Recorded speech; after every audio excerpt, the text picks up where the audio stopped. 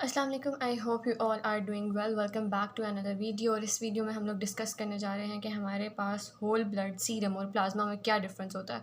तो ये हम लोग ऑन एंड ऑफ इस चीज़ को स्टडी करते रहते हैं। एंड वी नो कि दीज आर द कॉम्पोनेंट जो कि ब्लड में प्रेजेंट होते हैं, बट इनमें डिफरेंस होता है। There is the difference between the whole blood, serum and the plasma. तो इस वीडियो में हम लोग ये डिस्कस करेंगे कि इन तीनों में क्या डिफरेंस होता है। होल ब्लड जो होता है ना, वो generally obtain by the venous puncture and contain an anti coagulant such as the heparin और ETDA। ठीक है। तो जो होल ब्लड होता है ना, वो हम वीनस पंचर करके, जैसे हमें पता है कि ब्लड कैसे निकालते हैं, ठीक है, वैसे जो है हम इसको ऑब्टेन करते हैं और इसमें एंटीकोगुलेंट्स जो होते हैं वो भी प्रेजेंट होते हैं।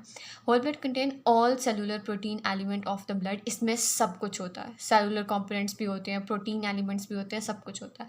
फिर जब हम सीरम की बात करते हैं तो सीरम वो लिक्विड होता है जो कि whole blood after the blood is allowed to clot and the clot is removed. तो इसमें सीरम लिक्विड होता है और ये तब ऑब्टेन करते हैं जब हम होल ब्लड को क्या होने देते हैं, क्लोट होने देते हैं। तो उसमें हमने पहले बात की थी कि हेपरिन और ETDA प्रेजेंट होता है, ठीक है, एंटीकोगुलेंट प्रेजेंट होते हैं इसके अंदर। लेकिन यहाँ पे हम उसको क्या करने दे रहे हैं कि क्लोटिंग कर रहे हैं, और उसके बाद हम लोग कहते हैं कि सीरम को हम लोग ऑब्टेन करते हैं।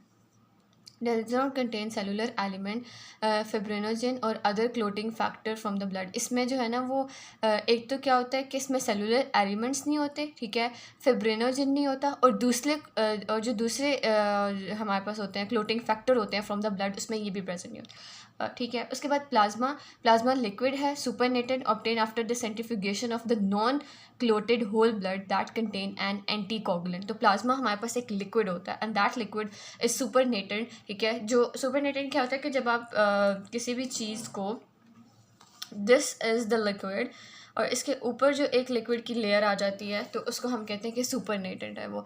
तो जब उसकी सेंट्रीफ्यूगेशन करते हैं, सेंट्रीफ्यूगेशन का प्रोसेस आपको पता है ना कि क्या होता है। तो सेंट्रीफ्यूगेशन में बेसिकली हमारे पास ये हो रहा होता है कि आप उसको जो है सेंट्रीफ्यूगल फोर्स का भी आइडिया होगा ना, हम उसको इन अ सर्कुलर मोशन हम लोग कह रहे होते हैं कि हम उसको रोटेट करते हैं, और फिर क्या होता है कि उसका जो लिक्विड होता है वो सेपरेट हो जाता है। तो प्लाज्मा जो होता है ना वो सुपरनेटेड होता है, ऊपर की तरफ उसमें आ जाती है। Plasma is non cellular liquid fraction of the whole blood and contain all the protein, और इसमें एल्ब्यूमिन होता है। तो ये नॉन सेलुलर पोर्शन होता है और इसमें सारे जो प्रोटीन्स होते हैं वो प्रेजेंट होते हैं। तो हमने सिंपली देखा कि हम उसको ऑब्टेन क्या करते हैं और उसमें कौन कौन से कॉम्पोनेंट जो होते हैं वो प्रेजेंट होते हैं।